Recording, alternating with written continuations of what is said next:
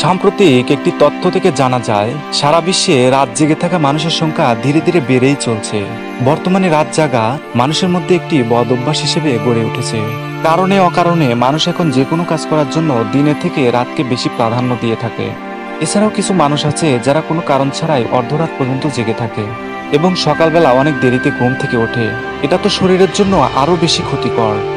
বিশেষজ্ঞদের মতে 24 ঘন্টার মধ্যে একজন পূর্ণবয়স্ক মানুষের 7 থেকে 8 ঘন্টা, শিশুদের 9 থেকে 13 ঘন্টা, নবজাতক বাচ্চাদের 12 থেকে 17 ঘন্টা ঘুম প্রয়োজন।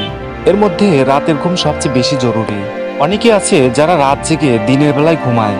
দীর্ঘদিন এরকম করতে থাকলে মানুষের শরীরে একসময় রোগ প্রতিরোধ ক্ষমতা কমে যায়, ফলে বিভিন্ন ধরনের অসুখ দেখা দিতে পারে।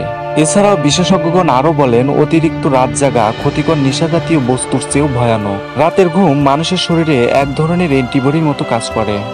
ঘুম না আসা বা আসলেও বারবার ভেঙে যাওয়াকে বলা হয় ইনসমনিয়া বা অনিদ্রা রোগ, যার ফলে দিনের বেলায় ঘুমানো, সারাদিন ঝিমুনি ভাব, কাজে মনোযোগ না দিতে পারা, সারাদিন মেজাজ খিটখিটে ও বিষণ্ণ হয়ে থাকার মতো ঘটনা ঘটতে পারে। শিশু থেকে বৃদ্ধ সবারই ইনসমনিয়া হতে পারে, তবে অনেকেরই বয়স বৃদ্ধির সঙ্গে সঙ্গে ঘুমের হার কমে যাওয়া বা ঘুম পাতলা হয়ে যাওয়ার লক্ষণ দেখা দেয়। কিন্তু বর্তমান প্রজন্মের অনেকে সোশ্যাল মিডিয়া আসক্তির কারণে ইনসমনিয়ার ভুক্তভোগী। এর জন্য প্রতিদিন রাতে নির্দিষ্ট সময়ে ঘুমাতে যেতে হবে এবং সকালে একটি নির্দিষ্ট সময়ে বিছানা থেকে উঠতে হবে। প্রতিদিন একই সময়ে ঘুম থেকে ওঠা অত্যন্ত গুরুত্বপূর্ণ, কারণ এটা ঘুমানোর সময়কালকে নিয়মিত রাখে এবং শরীরও সময়ের সঙ্গে অভ্যস্ত হতে পারে।